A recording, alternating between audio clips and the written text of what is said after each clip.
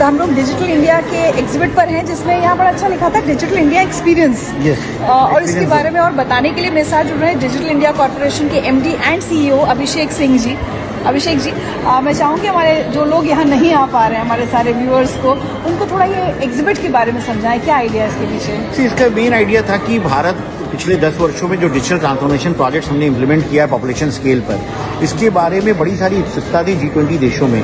और जो अभी हमारे G20 डिजिटल इकोनॉमी ग्रुप की मीटिंग्स हो रही थी, उसमें एक कंसेंसस बना कि ग्लोबल DPI रिपोजिटरी बनाई जाए। तो उसके बारे में लोग देखना चाहते थे। जब G20 लीडर समिट के लिए सारी दुनिया के जो गेस्ट हैं हमारे आए हैं, कंट्री रिप्रेजेंटेटिव्स आए हैं, लीडर्स आए हैं, मीडिया आई है, तो हमने सोचा क्यों ना हम एक इमर्सिव एक्सपीरियंस जोन बनाए जिसमें कि लोग आके एक्सपीरियंस कर पाएं कि UPI कैसे काम करता है, ई-संजीवनी कैसे काम करता है, दीक्षा क्या है, भाषिनी क्या है, जिसमें लोग आके खुद भी देख पाएं। अदरवाइज डिजिटल पेमेंट्स लोग सोचते थे कैसे भारत कहता है कि 1 रुपये 2 रुपये का भी ट्रांजैक्शन रियल टाइम में हो जाता है विदाउट नोइंग अकाउंट नंबर और IFSC कोड।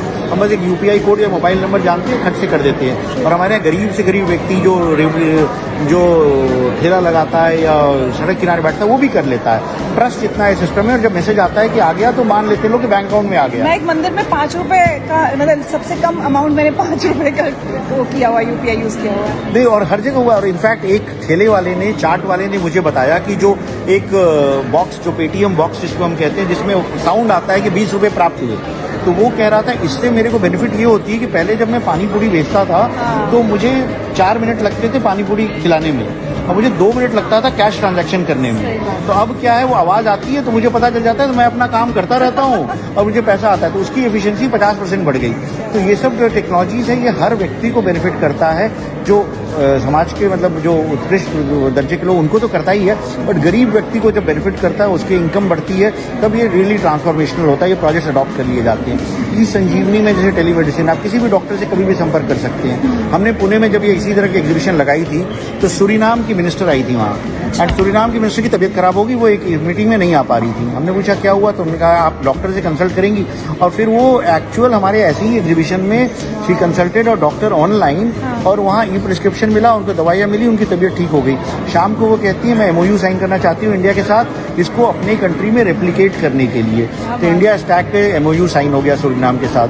दीक्षा जो हमारा प्रोजेक्ट है, इसमें बड़े सारे लोग रुचि ले रहे हैं। इसमें टेक्स्ट बुक सारी भारतीय भाषाओं में, जब हम भारतीय भाषा कह रहे हैं तो उसमें मैथिली और मगही और कोंकणी और बोडो भी शामिल है। 36 भारतीय भाषाओं में सारी text books, audio books, video lectures सब कुछ उपलब्ध हैं K to 12 के। तो जिन बच्चों को टेक्स्ट बुक्स नहीं मिल पाता है या जिन बच्चों को टीचर्स नहीं मिल पाते हैं, वो भी इसका बेनिफिट ले सकते हैं। और इसमें QR कोड स्कैन करके जवाब मिल जाना, इस तरह के प्रयोग दिए गए। तो हमने ये दिखाया है कि जो डेलीगेट्स आ रहे हैं उसको देखें, और अगर वो अपनी कंट्री में इसको रेप्लिकेट करना चाहते हैं तो वो भी कर सकते हैं। इससे हमारी IT कंपनीज को बेनिफिट मिलेगा, हमारे जो इंडिया के IT इंजीनियर्स हैं इसको इम्प्लीमेंट करने जाएंगे, रोजगार क्रिएट होगा। अच्छा, डिजिटल पेमेंट्स में तो भारत वैसे भी नंबर 1 हो गया है दुनिया में।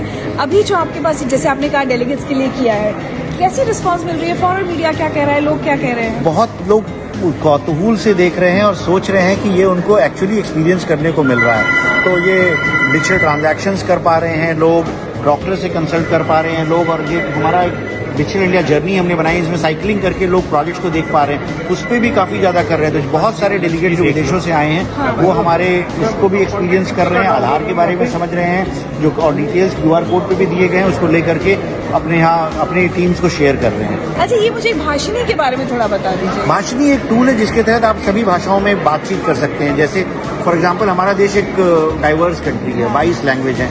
मैं तमिलनाडु में जाता हूँ, मुझे तमिल नहीं आती है, तो मैं वहाँ के किसी तमिल हिंदी न जानने वाले से कैसे बात करूँ? तो ये हमने एक भाषिनी ऐप बनाया है जिसमें स्पीच टू स्पीच ट्रांसलेशन होता है, स्पीच टू टेक्स्ट होता है। तो मैं हिंदी में बोलूँगा और सामने वाला बंदा तमिल में सुनेगा, वो तमिल में बोलेगा, मैं हिंदी में सुनूंगा। और इसी तरह 2200 लैंग्वेज में ये पॉसिबल हो गया है। 2200 भाषाओं में ये बनाया गया है, ट्रांसलेशन हो सकता है, और हमको बस बोलना है और वो इमीडिएट ट्रांसलेट हो जाता है। और साथ में G20 के लिए हमने G20 की भाषाओं को भी इंटीग्रेट कर लिया है, जैसे इंडोनेशियन है, जापानीज है, स्पेनिश, फ्रेंच, रशियन। तो बहुत सारे डेलीगेट्स आज आए जिन्होंने इसको एक्सपीरियंस किया कि हमारे पत्रकार हिंदी में बात कर रहे थे, वो जापानी में बात कर रहे थे और आपस में संवाद हो रहा था। इसके अलावा जो एक जुगलबंदी ऐप बनाया गया, इसमें देखिए वो रशियन में उसने सवाल पूछा वॉइस पे, और G20 के बारे में उसको रशियन में जवाब मिल गया। तो ये ऐप है जो व्हाट्सएप पे चलता है, आपको बस एक वॉइस नोट भेजना है कि G20 के प्रमुख डिसीजंस क्या हैं और आपको मिल जाएगा। आप पूछना चाहो तो गुजराती, मराठी, इंडियन लैंग्वेज में पूछो या किसी भी G20 लैंग्वेज में पूछो। तो ये ऐप एंड्रॉइड और iOS दोनों पर है? ये व्हाट्सएप पे है, एक व्हाट्सएप अच्छा। का नंबर है, हाँ। उस पे आप वॉइस नोट भेजना है, उसके अच्छा। ऊपर चल जाता है। टेलीग्राम पे है, टेलीग्राम पे आप वॉइस नोट भेजिए और वॉइस पे जवाब मिल जाता है।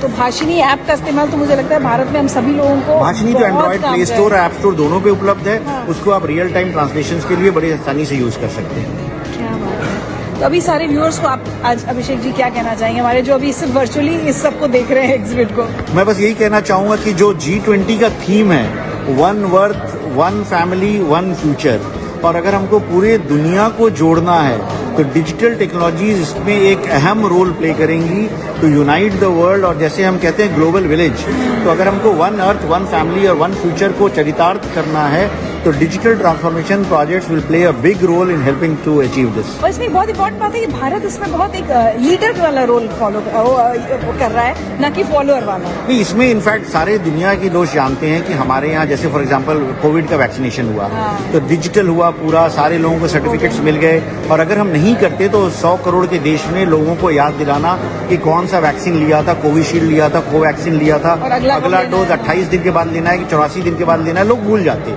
हमें याद नहीं रहता पिछले हफ्ते मैंने कौन सी एंटीबायोटिक खाई थी और कितनी खुराक खानी है। तो वो डिजिटल होने की वजह से वो संभव हो पाया। तो अब उसको हम यूनिवर्सल वैक्सीनेशन प्लेटफॉर्म बना रहे हैं कि बच्चों को जो BCG, पोलियो, टेटनस, DPT और मीजल्स, रूबेला के टीके दिए जाते हैं, उसका भी डिजिटल रिकॉर्ड बन जाए। तो उसको यूविन के नाम से बन रहा है। तो कल को ये सॉल्यूशन जो है वो पूरा विश्व अडॉप्ट करेगा। और अफ्रीकन यूनियन आज G20 को ज्वाइन किया है, तो अफ्रीका के देश, एशिया के देश, उनमें भी बड़ी उत्सुकता है इस तरह के सॉल्यूशंस को अडॉप्ट करने के लिए। Thank you so much Abhishek ji, Thank you. बात करते हैं।